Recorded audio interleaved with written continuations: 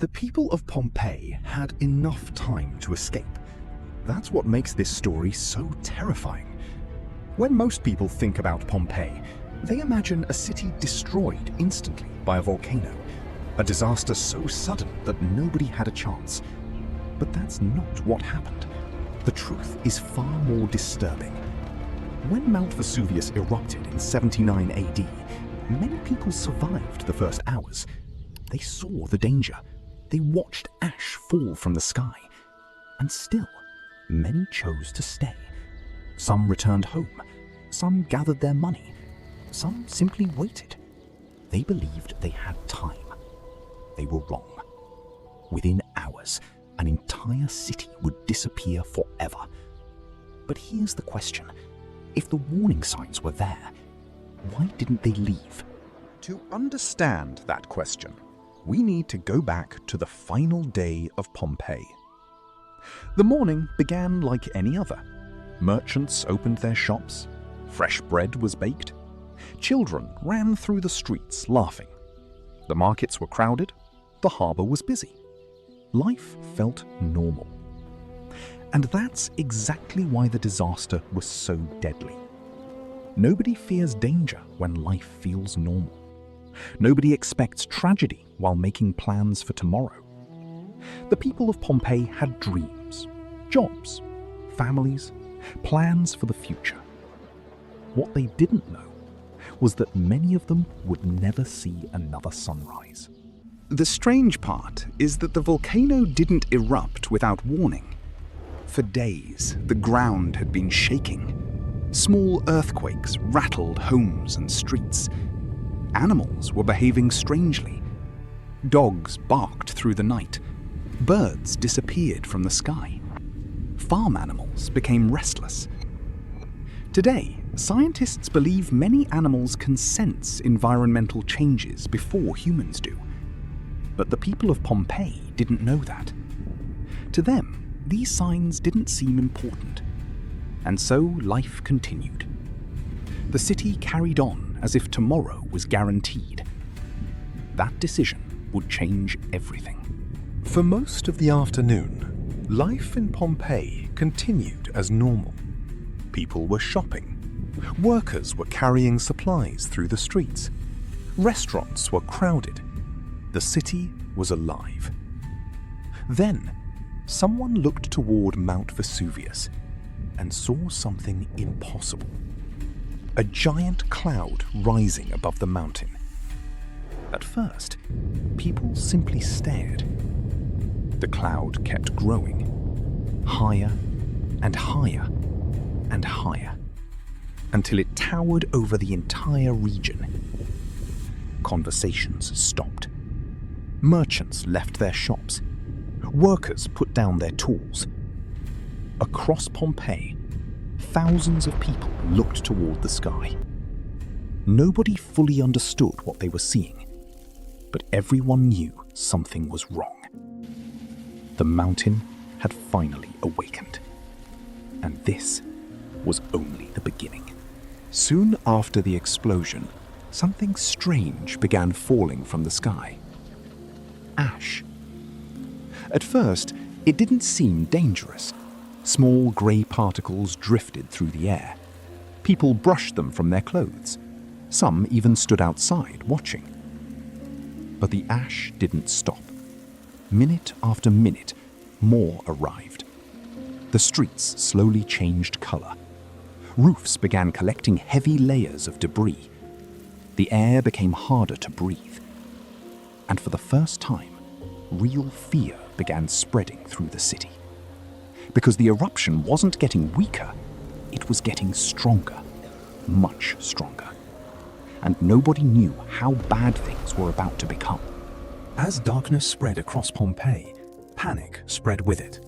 Families rushed home. Parents searched for children. Friends became separated in the confusion. The sky above the city grew darker every hour. It no longer felt like afternoon. It felt like night. People lit torches. Voices echoed through the streets. Questions filled the air. Should we stay? Should we leave? Is it already too late? Nobody knew the answer, and every minute spent deciding made the situation more dangerous, because the volcano wasn't slowing down. It was preparing for its deadliest attack. Many families finally decided to leave, but not everyone. Some returned home to collect valuables. Some gathered money.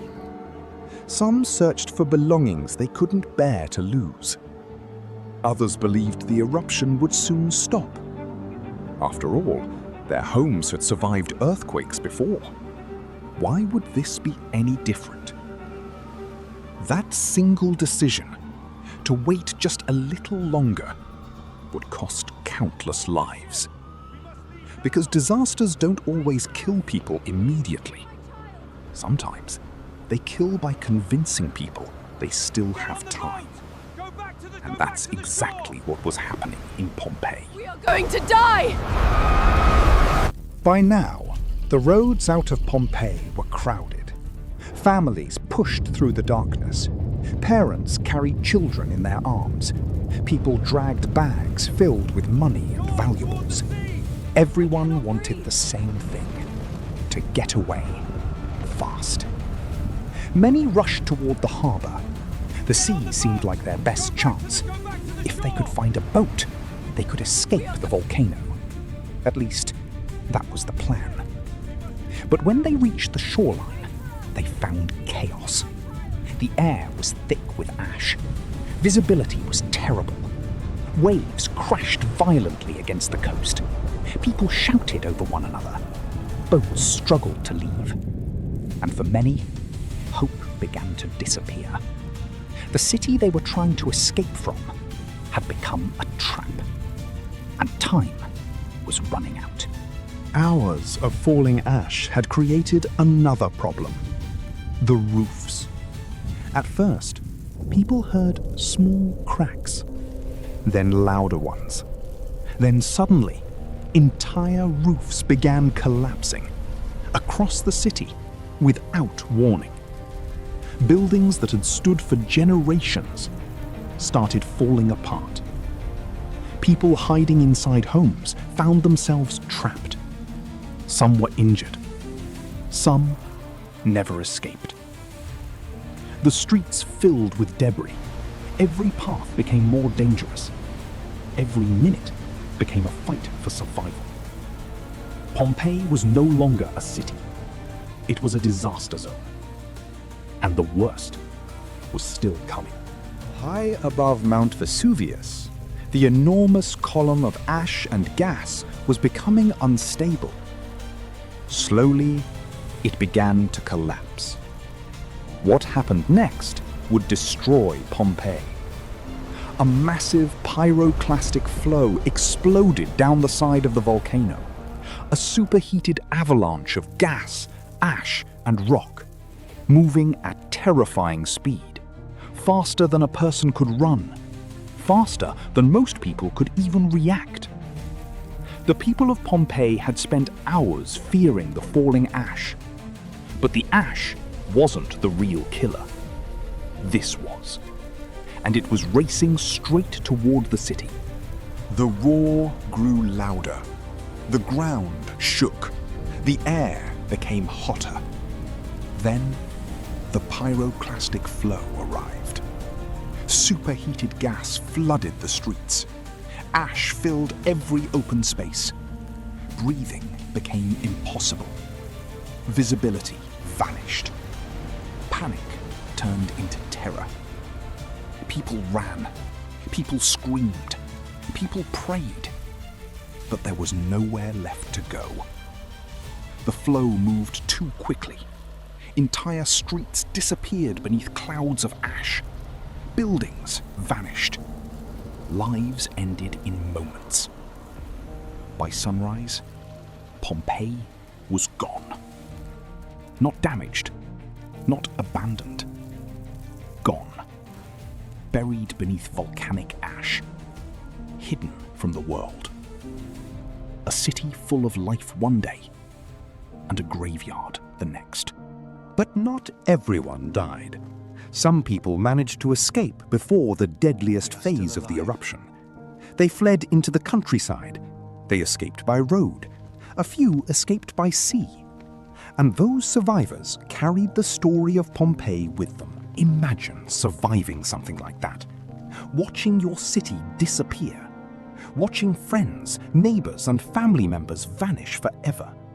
Then being forced to rebuild your life somewhere else. Many survivors never returned. There was nothing left to return to. Their homes were gone. Their businesses were gone. Their entire world had disappeared beneath ash. And yet, their stories helped historians understand what happened during those final hours. Without them, much of Pompeii's story might have been lost forever. For centuries, Pompeii remained hidden beneath the earth. The city became a memory, then a legend, and eventually almost forgotten. But when archaeologists began uncovering the buried city, they discovered something extraordinary. Pompeii wasn't just destroyed, it was preserved. The streets were still there. Homes still contained furniture. Paintings still covered walls. Even everyday objects remained exactly where they had been left. It was like opening a door into the ancient world. For historians, it was one of the greatest discoveries ever made. Because Pompeii didn't just tell us how people died, it showed us how they lived, what they ate, how they worked, how they spent their days. The city had become a time capsule. But the most emotional discovery came later. As archaeologists continued digging, they found empty spaces inside hardened volcanic ash. At first, nobody understood what they were. Then, researchers filled those spaces with plaster. The results were heartbreaking. Human figures appeared, frozen in their final moments. Some seemed to be protecting children. Others appeared to be reaching for loved ones. Some looked as though they had been running, and others seemed to have simply accepted their fate.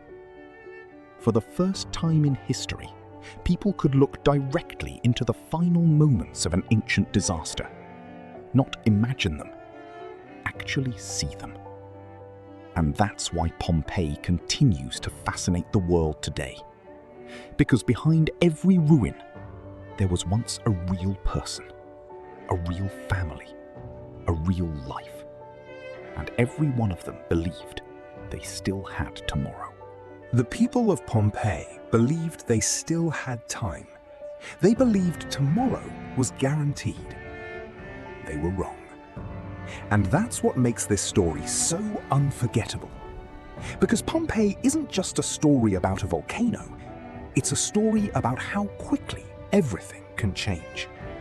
One normal day, one unexpected disaster, and an entire city lost forever.